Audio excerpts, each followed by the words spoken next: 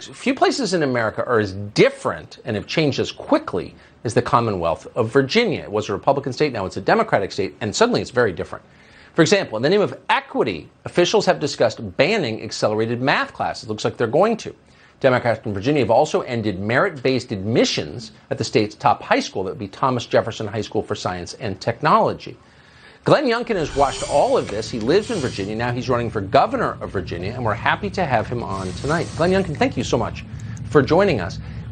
I guess what's striking about this is it doesn't necessarily seem like a partisan concern. Everyone, I thought, agreed that excellence in education was essential. Why would the ruling party in your state destroy it?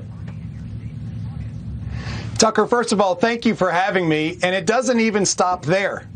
What they're next on to is actually not awarding advanced diplomas to kids who have earned them in high schools, to taking the Pledge of Allegiance and the 4th of July out of the curriculum of things that actually bind us together, unite us as Americans and Virginians.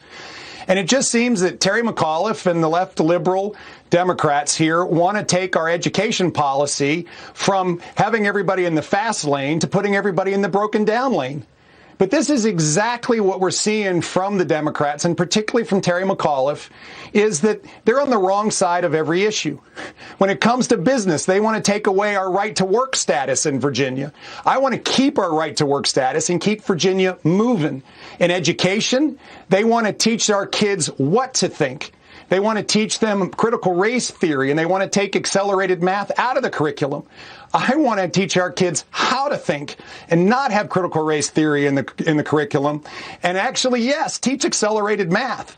Terry McAuliffe wants to take away qualified immunity from our law enforcement so they can be pursued with frivolous civil lawsuits.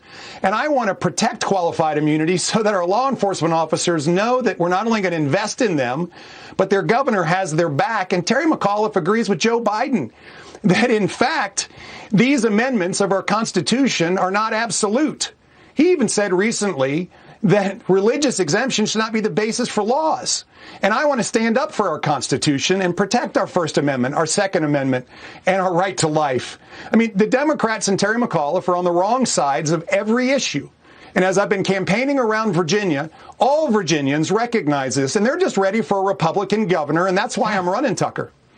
Well, this is just so radical. I mean, the state was always conservative, moderately conservative. Terry McAuliffe was a moderate conservative. He didn't vote for Obama in 2008, I happen to know, because he thought Obama was too liberal, and now he's way more left-wing than Obama even was in public. I mean, how bewildered are you by the change that they have brought in such a short period? Well, Tucker, this is why I quit my job last summer. You know, I actually could not recognize my home state of Virginia. I'm homegrown, and I love the Commonwealth of Virginia.